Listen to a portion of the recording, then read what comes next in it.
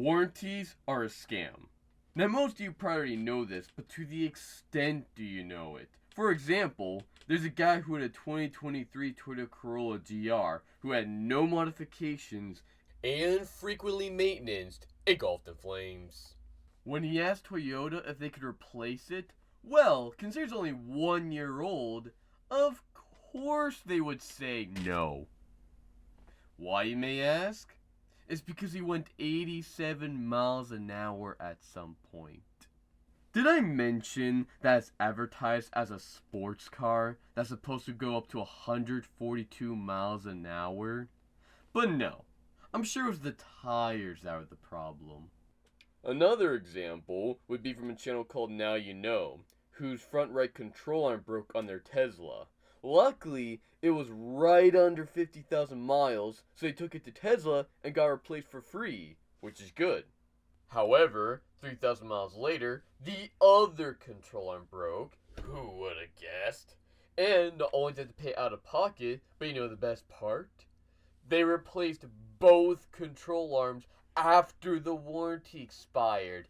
Isn't that just so sweet of them? You may be thinking to yourself, this only applies to cars. But even my TV right now I'm using has in its warranty, no normal wear and tear.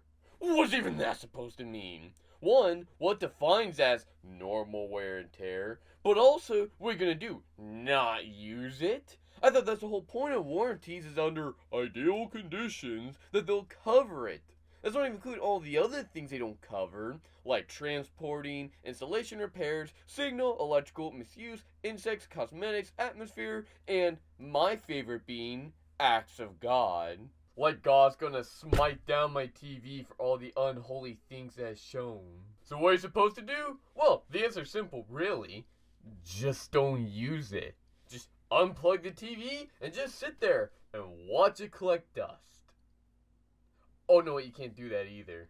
At this point, warranties are all about the one thing they forgot about, but even if you do, all they're gonna be like is, thanks for the contribution, let's add it to the list so next month another customer can't use it.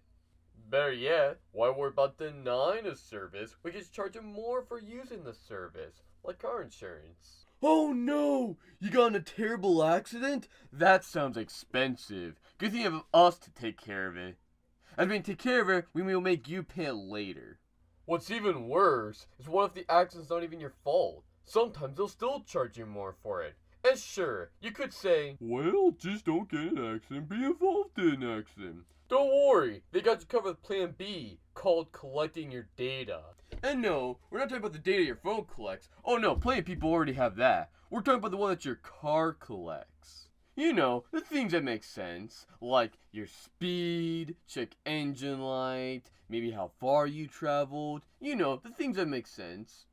But then they also keep track of your face, your height, and even your sexual activity. Well, I guess your car's performance is not the only kind of performance they're into. Wondering what they do with that insurance, you may ask? Well, I'm glad you asked. First, your car collects the data. Then it sends it to a third-party broker who then collects hundreds of pages of data to then send to your insurance on exactly why you need to pay more for your insurance. For instance, there's this guy who took his car to a racetrack, and when the data showed that he sped, because what else do you do at a racetrack, the car insurance saw it, and they doubled his rate out of nowhere. Ignore the context, that's a racetrack. Who needs context? All you need to know is at the end of the day, it's for your safety.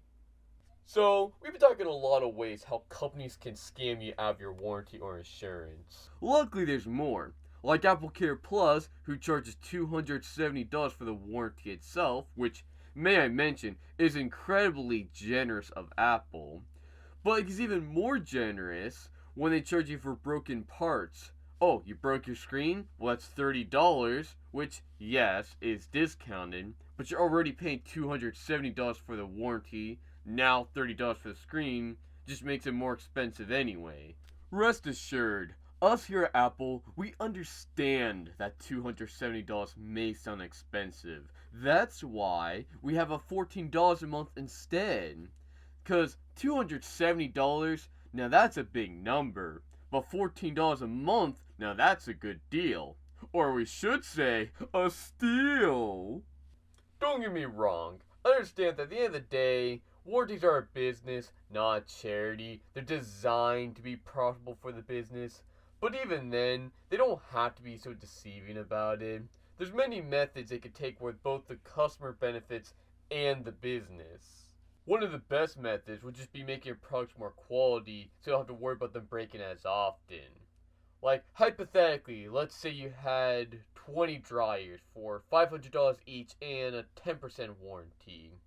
This way, even if one of the dryers broke for some mysterious reason, you would still have 20 warranties for $50 each for $1,000 total. So if you have to replace one or fix one, you still made a net profit at the end of the day. Best part is everyone wins because the company's happy because they made net profit off of it. The customer's happy because they got their dryer back for free. And I guess the only loser would be the guy who spent money on the warranty but didn't get anything. But to be fair, $50 out of $500 is like nothing. At that point, just consider it part of the base price. Don't get me wrong, I understand not in all cases it's the company's fault why something breaks. Cause, let's be honest, some people really do have the IQ of a panda. To be fair, most of the time people do use the product as intended, but the product breaks prematurely because the company tried to cut every corner they could, even if it only saves them pennies. Rather than just honoring the warranty, knowing that'll happen so rarely, they can replace something and still make money off of it. Even I don't buy warranties. Not only because my things rarely break. I mean, to put in perspective, out of the 4 phones I've had, not a single one of them has broke. But let's say even if I did break my phone, I still don't trust the company. They're going to find some way to finagle their way out of the warranty. And yes, there's some cases where it's good to get a warranty, like if your device breaks often, which, why gain something that breaks often? Or some people just get it for the peace of mind, which, to be honest, not really a peace of mind for me, because I worry about what if I never make use of the warranty because it never breaks, I just wasted money. But if it breaks too soon, this is really annoying if it constantly breaks, but still better than breaking after the warranty where it's still wasted in a different way, so it's best to break before the warranty. However, it still breaks, it's kind of weird, because now I'm kind of hoping that it breaks, and I really shouldn't hope it breaks, and it's just a mess. But that's me. If you personally like warranties, that's fine. I mean, it's your money.